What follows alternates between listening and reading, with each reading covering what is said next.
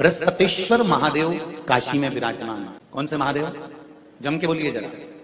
बृहस्पतेश्वर महादेव काशी में विराजमान है, जो अंगूठी में पुखराज नहीं पहन सकते, जिनकी भाग्य रेखा उल्टी चल रही हो, बृहस्पति चमक ही नहीं रहा हो, जिस काम में हाथ डालते हैं वो काम पूरा ही नहीं होता हो, तो एक बार काशी जाना, बृहस्पतेश्वर महादेव का स्पर्श करना, उनका अभिषेक पूजन करना और उनका स्पर्श कर कर एक बेलपत्र ब्राह्मण देवता से मांग कर लेकर जाना कि इन बृहस्पतेश्वर महादेव से मुझे एक बेलपत्र दे दो। तुम्हें पुखराज पहना कि नहीं पहना, हीरा रतन माणिक पहना कि नहीं पहना, वो बेलपत्र इतना चमत्कार कर देगी कि जिंदगी में कभी संपदा की कमी आएगी नहीं। अगर बृहस्पति नहीं चमके तो बृहस्पतेश्वर महादेव, जहां पर बैठकर बृहस्पति भगवान ने शंकर भगवान की आराधना करी है, रोज गंगा जल जाना, गंगा जल लेकर आना, शिव जी की आराधना करना, एक शिवलिंग का निर्माण करना, उसकी आराधना में बृहस्पति भगवान डूब गए, उसकी आराधना में बृहस्पति महाराज निरंतर लगे रहे और इतनी आराधना बृहस्पति महाराज ने करी, इतनी आराधना करी बृहस्पति महाराज ने कि शंकर भगवान सामने प्रकट हो गए। मांगो बृहस्पति, तुमको क्या चाहिए? केवल आपका भजन। नाम रख दिया, तुम्हारा नाम वचस्पति रहे। बृहस्पति भगवान का एक नाम वचस्पति भी रख दिया और तुम साधारण नहीं रहोगे। तुमने मेरी आराधना करी है तो देवताओं के गुरु बनकर विराजमान हो। अब अभी तक 2 भार इंद्र के पास में थे, बहुत ध्यान देकर समझना ये नवग्रह कथा को। 2 भार थे इंद्र के पास। इंद्र देवताओं के गुरु भी बनकर बैठे थे। देवगुरु बृहस्पति की जगह पूर्व में इंद्र ही देवगुरु का पद संभाल रहे और देवराज का पद भी इंद्र के पास में था। कौन कौन से पद थे? जम के बोलो जरा। पहला पद देवराज इंद्र का, दूसरा पद देवगुरु, देवगुरु का पद भी इंद्र के पास में था और देवराज का पद भी इंद्र के पास में था। ये 2 पद जब होता है साधारण भाषा में आप ले लीजिए, किसी के पास में अध्यक्ष का पद भी है, किसी के पास में और कहीं का पद भी है, 2-3 पद उसके पास में विराजमान है, तो उसके पास में 2-3 पद अगर विराजमान है तो फिर उससे अगर एक पद ले लिया जाता है तो उसको अहंकार आ जाता है, उसको गुस्सा आ जाता है कि बताओ अभी तक तो मुझे पूछा जा रहा था, अब तुम तो वो पद पे भी जान दो। जैसे तुम किसी कुर्सी पर बैठे हो, कथा सुन रहे हो और इतने में कोई रिश्तेदार भाईती जी का आ गया और तुम बढ़िया आराम से बैठे थे और बैठे बैठे इतने में बाहेती परिवार से कोई आया और उसने तुमको उठाया और तुम्हें उठाकर दूसरी जगह बिठा दिया और उन्होंने अपने वाले को कुर्सी पर बिठा दिया। अब बोलो जो उठा उसका भगोने जैसा मुंडा हुआ कि नहीं हुआ? अरे बोलो तो। अपन दूर कथा नहीं जाते, कथा अपने ऊपर लेके चलो कि अपन कैसे समझें इस कथा को। बहुत अगर गहन तत्व की कथा सुनेंगे तो समझ में आएगी नहीं। यहाँ से सुनी, यहाँ से निकाल दी, बची कुची दी, ऊपर से निकल गई और मालूम पड़े थोड़ी देर बाद माताएं कुर्सी पे बैठी। अब फिर तो अपन तो अपने पर लेकर चलो ना कि जैसे कोई आप कुर्सी पर बैठ गए और इतने में इनके रिश्तेदार कोई आए और आने पर उन्होंने कहा दिया तुम यहाँ से उठो, दूसरी जगह जाके बैठो। इतने में तुमको बुरा लग गया, बुरा लगा, मुंह भगोने जैसा हो गया, गुस्सा आ गया। उसी तरह इंद्र के पास में 2 सत्ता थी, एक देवराज इंद्र थे और दूसरे गुरु का पद भी इंद्र के पास में था। देवताओं के गुरु बनकर इंद्र घूम रहे थे, पर अब उल्टा हो गया। शंकर भगवान ने बृहस्पति महाराज को देवगुरु बना दिया। अब जैसे ही देवगुरु बनाया तो इनका इंद्रदेव का मुंह, अरे बोलो तो तुम, भगोने सा हो गया। कुर्सी उतरी कि मुंह भगोड़ा। अब इनका मुंह भगोने जैसा हो गया तो गुस्सा तो गुस्सा। इतने में इंद्र ने, बृहस्पति महाराज देवगुरु बन गए। इंद्र सिंहासन पर बैठे थे, अप्सराओं का नृत्य देख रहे थे। वहीं से देवगुरु बृहस्पति का आगमन हुआ। बृहस्पति महाराज जैसे ही आए तो इंद्र तो सिंहासन पर बैठकर पूरा अप्सराओं का नृत्य देख रहे थे। उनको देवगुरु बृहस्पति से मतलब ही नहीं था। कोई आता था, जिसको घर के बड़े बुजुर्ग सम्मान देते हैं, घर के बच्चों का भी फर्ज है कि उसका सम्मान बच्चे करें। सही है कि गलत है?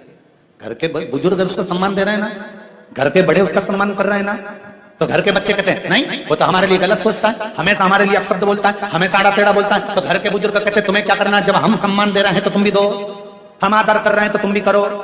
आदर आप भी करो, सम्मान आप भी करो, पर वो आदर वो सम्मान बृहस्पति महाराज का सम्मान नहीं हुआ। बृहस्पति महाराज वहां से उठकर चले गए, बोले नहीं। जो समझदार होता है वो तुरंत कह देता है कोई बात नहीं, मैं चले जाता हूं। कोई मुख पर क्रोध नहीं, कोई चिड़चिड़ प्रवृत्ति नहीं, कोई अपशब्द नहीं। एक बात मैं आप सबको कहना चाहूंगा, किसी जगह पर यदि आपका अपमान हुआ है, बहुत ध्यान देना जरा, कथा थोड़ी भारी है पर समझ लोगे आप। किसी जगह पर यदि आपका अपमान हुआ है तो आप भगवान शंकर को धन्यवाद देना कि मैंने पूर्व में किसी का अपमान करा होगा तो मेरा हिसाब आपने इतनी जल्दी बराबर कर दिया है, इतनी जल्दी बराबर कर दिया। ये थोड़ा सा अपमान मेरा कराया, मेरा हिसाब बराबर। कोई गाली दे रहा है, देने दो, शंकर भगवान को धन्यवाद देना, बाबा बड़ी कृपा करी। मैंने पूर्व में इसको गालियां दी होंगी, अपशब्द कहा होगा तो इसने मुझे पलट कर गाली दे दी, अपशब्द कह दिया। ये तेरी कृपा है, और जब तक तेरी करुणा, तेरी कृपा, तेरी दया नहीं हो तब तक कुछ हो ही नहीं सकता। तेरी भगवान से कहो, हे देवाधिदेव महादेव, मैं ये नहीं कहता कि मुझे रोने मत देना, क्योंकि कर्म का भोग तो मुझे भोगना पड़ेगा। देवाधिदेव महादेव से कहो, हे देवाधिदेव महादेव, मैं ये नहीं कहता कि मुझे रोने मत देना, पर इतना जरूर कहता हूं, तेरे सिवा किसी दूसरे के आगे झुकने मत देना, बस इतनी कृपा। मैं ये नहीं कहता कि मुझे रोने मत देना, बस तुझसे निवेदन है कि केवल तेरे दरबार के अलावा किसी दूसरी जगह पर मुझे झुकने मत देना, क्योंकि मैं जानता हूं अगर तू मुझे अपना समझता है, झुकने नहीं दे सकता तो फिर रोने भी नहीं देगा। ये मेरा विषय। नारी को, बहू को, बेटी को यश की प्राप्ति नहीं होती। वो बहुत कुछ करती है, परिवार के लिए बहुत कुछ उसने करा, उसके बाद भी अगर उसको यश नहीं मिल रहा, उसकी यशता नहीं है, उसको कुछ नहीं करना चाहिए। आपने कुछ अच्छा करा और नाम दूसरे का हो गया कि उसने अच्छा करा, और आपको मिला ही नहीं। आपने दुनिया के लिए बहुत कुछ करा, परिवार के लिए, कुटुंब के लिए, सबके लिए बहुत कुछ करा, पर आपको यश नहीं मिल रहा। तो बेलपत्री के पेड़ के नीचे हल्दी का शिवलिंग का निर्माण करो। हल्दी पिसी हुई हल्दी का शिवलिंग का निर्माण करो, उसका पूजन कर कर, घी का दिया लगाकर भगवान शंकर की वही हल्दी का शिवलिंग का तिलक अपने हृदय पर, चाहे पुरुष हो चाहे स्त्री हो, अपने हृदय पर कंठ के पास उस तिलक को लगाएं और बाबा का विसर्जन उसी बेलपत्री के पेड़ के नीचे जल डालकर कर दें। महाराज, यश मिलना प्रारंभ हो जाए। केवल ये यश के लिए ही नहीं होता, इसका एक क्रम और है। मान लो आप किसी मीटिंग में बैठे हो, किसी अच्छी जगह पर बैठे हो, किसी कंपनी के इंटरव्यू में बैठे हुए हो, कोई कंपनी आपके कॉलेज में आई है और आप उसमें सिलेक्ट नहीं हो रहे, तो उसके लिए भी ये कार्य पूर्ण है। और ये कहां पर भी काम आता है महाराज। मान लो आप किसी कार्य के लिए जा रहे हो और वो कार्य बहुत जरूरी है कि इस व्यक्ति से मुझे ये पैसे निकलवाना है, इस व्यक्ति से मुझे ये काम निकलवाना है, और वो व्यक्ति बहुत दिन से हाथ में आ ही नहीं रहा, तो उसके लिए भी ये कार्य, अर्थात कीर्ति शुद्ध हो, पवित्र हो और यश की प्राप्ति। जिस दिन तुम्हारे मन में ये भाव आ जाए कि मेरी दशा सुधर नहीं रही है, उस दिन थोड़े से जल में जरा सा, या तो गन्ने का रस हो या गुड़ हो, कुछ भी थोड़ा सा घोल कर यदि शिव को समर्पित करने के बाद शुद्ध जल यतिनाथ के नाम से चढ़ाया जाता है, तो वो जल अमृत बन जाता है। और कहते हैं उस घर का दुख यतिनाथ जी 20 दिन के अंदर समाप्त कर देते हैं। वो यतिनाथ के नाम में इतना बल होता है, वो साधारण नाम नहीं है यतिनाथ। चने की दाल जब हम दान करते हैं तो स्वर्ण के बराबर दान का, प्रॉपर्टी के बराबर दान का लाभ जीव को प्राप्त होता है। आज भी नारायण के मंदिर में, बद्रिकाश्रम में 41 दाने चने की दाल के देने पर, आपको 41 तो गिनता नहीं, इसलिए पोटली में बांध कर ले जाता है। कितना भी टेंशन, कितनी भी चिंता व्यापे, कितनी भी परेशानी चल रही हो, थोड़े दिन बाबा की जो जलाधारी है, इस जलाधारी पर हल्दी का थोड़ा सा लेपन करिए। हल्दी का लेपन कर कर जिस पात्र से शिवजी को जल चढ़ाओगी, उसी पात्र पर अपनी 3 उंगलियों का स्पर्श हल्दी का कर कर फिर बाबा को कुंदकेश्वर महादेव के नाम से जल चढ़ाना प्रारंभ करें। जो हल्दी का लेपन आपने जलाधारी पर करा है, उसी जलाधारी की 1 उंगली कलश पर लगाकर लेकर आओ। घर के अंदर जब प्रवेश करो या व्यापार में प्रवेश करो, तो जो कलश पर हल्दी लगाकर लाए हो, वही दरवाजे के ऊपर थोड़ी सी मात्रा में कुंदकेश्वर महादेव के नाम से लगाना प्रारंभ कर दो। कैसी भी चिंता हो, 7 से 8 दिन में वो चिंता समाप्त होगी ही होगी। अगर संसार में जन्म लिया है तो उसको वैभव भी चाहिए, यदि संसार में जन्म लिया है तो उसको धन भी चाहिए, दौलत भी चाहिए।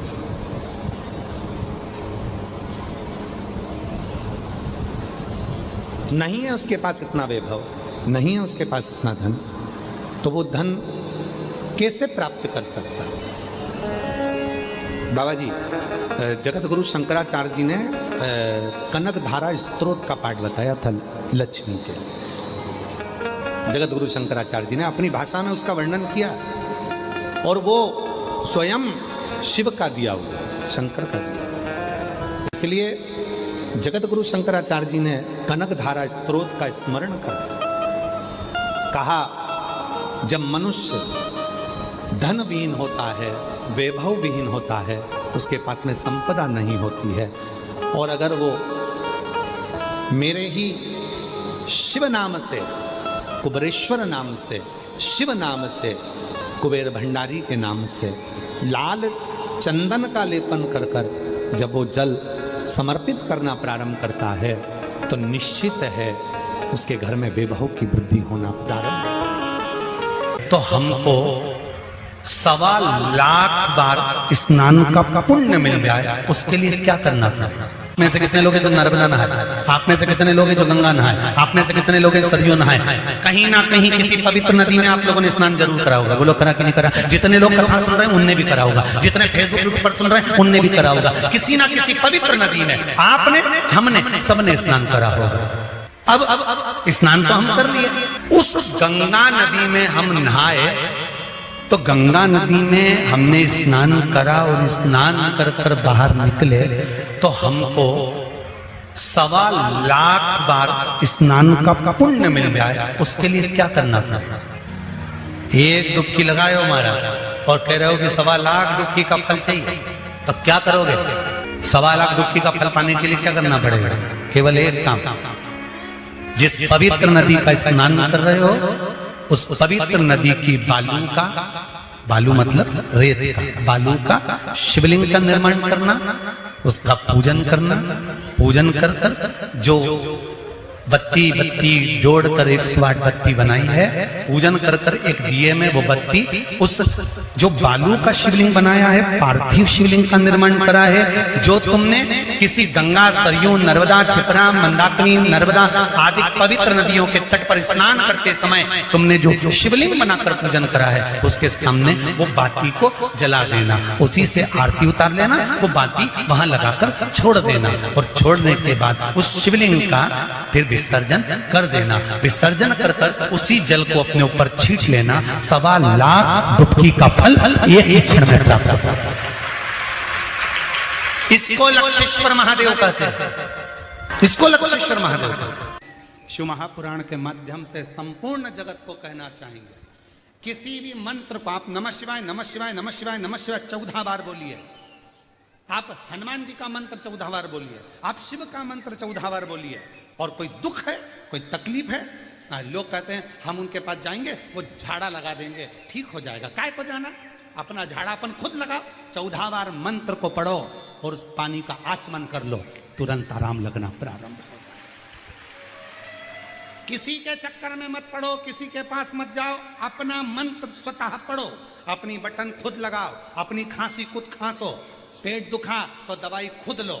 कि अपने घर में भले लड्डू गोपाल है, अपने घर में भले कृष्ण राधा हैं, अपने घर में भले सीताराम जी, अपने घर में भले गुरु देवता बैठे हो, अपने घर में भले देवी देवता बैठे हो, पर अपने घर में एक छोटा सा पाषाण का, पत्थर का, एक पारद का, स्फटिक का, कोई भी लकड़ी का, चाहे जिसका मर्जी हो उसका, तुम्हारे घर में एक छोटा सा शिवलिंग जरूर होना चाहिए। क्यों होना चाहिए? क्योंकि जिस घर में शिवलिंग होता है उसमें शंकर और पार्वती की ज्योति हमेशा रहती है, और जिसके घर में ये 2 ज्योतियां हमेशा रहती है, उसके घर में कभी विपदा नहीं आती है, उसके घर में कभी तकलीफ,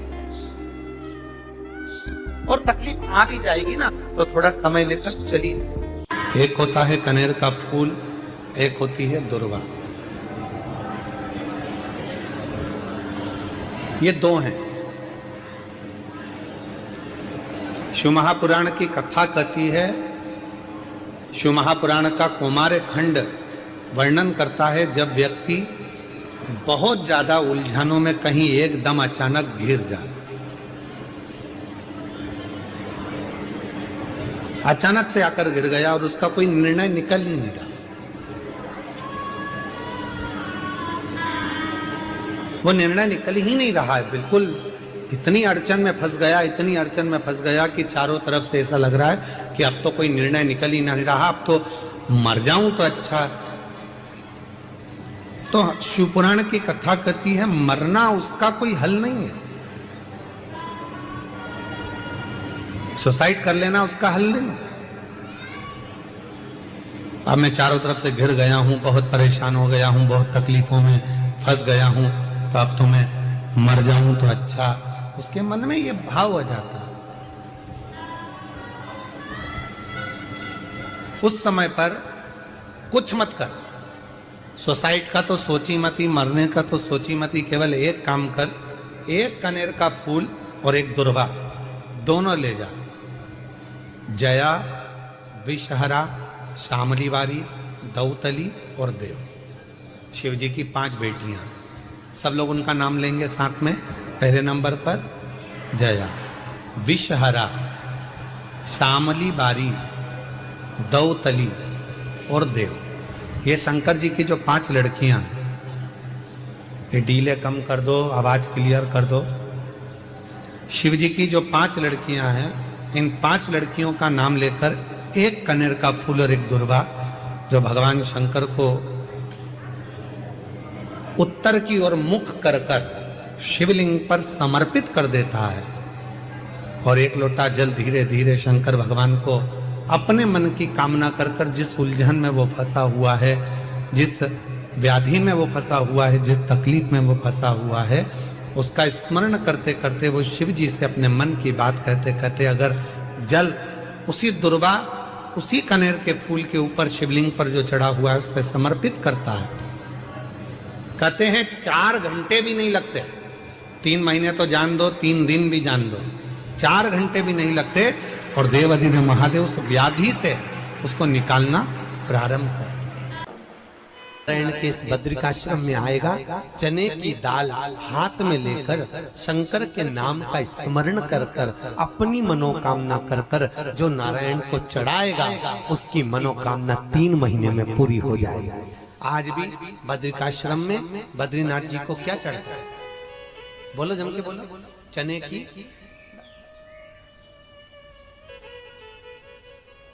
जो बद्रिकाश्रम में बद्रीनाथ जी को चने की दाल हाथ में लेकर शंकर जी का नाम लेकर शिव का स्मरण कर कर अपनी मनोकामना कर कर जो समर्पित करता है, 3 महीने के अंदर उसकी मनोकामना पूरी हो जाती है। 3 महीने या है आपने मंदिर का यदि पानी लिया है तो 2 रुपए पहले दान पेटी में डालो सबसे पहले। पर कई माताओं की आदत रहती है जब 30 त्योहार में पूजन करने में आंवले के पेड़ के नीचे जाए, बड़ के पेड़ के नीचे जाए, पीपल के पेड़ के नीचे जब पूजन करने जाती है, लगी लगाई थाली मिल जाती, उठा उठा के सब चढ़ा देती। अब ना जाने किसकी थाली किसका सामान, और ये बढ़िया सिर पे पल्लू मल्लू ले लुआ के और सब चढ़ा चुड़ू के वो जाए, और बेचारी जिसकी थाली वो आके देखे तो सब सामान सब। अब वो भी बेचारी सोचे कि हाँ ले लिया तो ले लिया, पर बताओ पुण्य किसको मिलेगा? अरे बोलो तो जिसने चढ़ाया उसको, जिसकी थाली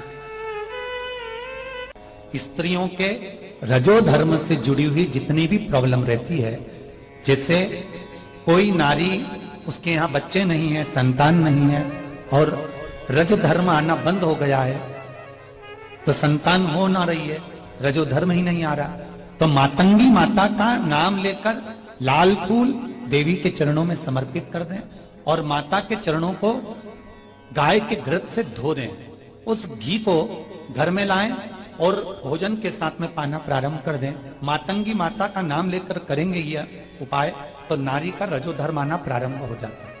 रजो धर्म से जुड़ी जितनी भी प्रॉब्लम है वो मातंगी माता के नाम से ही पूर्ण हो जाती है। ऐसे ही उपायों सारी दुनिया की ठोकर खा लो, सारी दुनिया के हाथ जोड़ लो, सारी दुनिया से निवेदन कर लो, और उसके बाद भी तुम्हारी दुख की घड़ी समाप्त नहीं हो। तुम्हारे घर में कोई गमला हो, कोई पौधा लगा हो, जो भी पौधा लगा, हम ये नहीं कहेंगे कि वो गुलाब का है कि गेंदा का है कि शमी का है कि बेलपत्री का है, जो पौधा तुम्हारे घर में लगा सावन चालू हुआ है, अगर तुम्हें लगता है कि मेरी दुख का समय समाप्त नहीं हो रहा, मेरी दुख की घड़ी समाप्त नहीं हो रही, घर में रहने वाले जितने लोग आस्था चैनल पर कथा सुन रहे हैं, जितने फेसबुक यूट्यूब पर कथा सुन रहे हैं, और जिसके श्रावण में अगर मान लो एक दिन आपका निकल भी गया, 2 दिन आपके छूट भी गए, कोई दिक्कत की बात नहीं। जो पेड़ तुम्हारे यहाँ लगा हो, जो पौधा तुम्हारे यहाँ लगा हो, जो वृक्ष तुम्हारे यहाँ लगा हो, जो क्यारा तुम्हारे यहाँ, कुंडी तुम्हारे यहाँ, उसी की मिट्टी को,